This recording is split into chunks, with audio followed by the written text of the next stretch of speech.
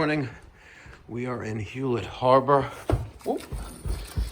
Gotta finish the drop cloth there. And we are taking out this 5-zone dual NCB 240e and a CH-240.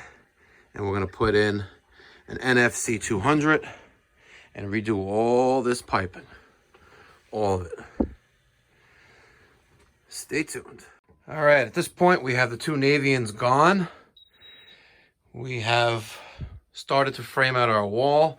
Right now we're going to address the gas piping and figure out how we're going to get around the wall, go through the wall with it. We have the electric panel off the wall. We have our water cop off the wall. And we have our nice piece of plywood, 3/4. Nice, smooth plywood we'll put on the wall right here.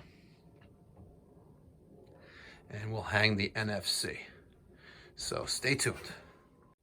All right. We have our 4x7 wall constructed. Pretty solid. Pretty confident it's not going to go anywhere. So now we're going to hang it. All right, it's been a long day, but here is the NFC 200.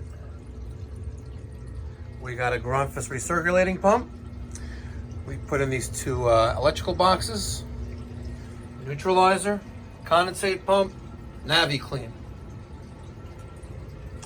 Coffee, pressure reducing valve, extra expansion tank, Webstone 1.25" air separator. The Taco 6-zone switching relay, we're only using 5 zones on it. The Taco 007Es, we got 5 zones in there. If I would have just cheated a little bit more over here, I would have gotten that one angled perfectly. But instead, I know, little 45 break, but it works. On the top, it's a little bit of a mess up there. We had fun with all these zones of wiring. I got our fresh air on that side. I got my my exhaust on that side. And I put the water cop system on that wall over there.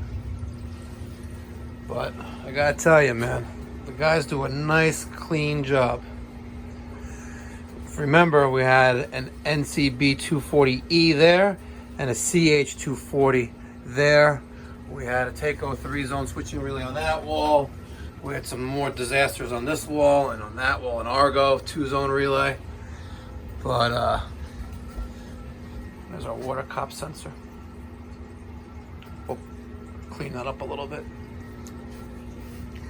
But here you go.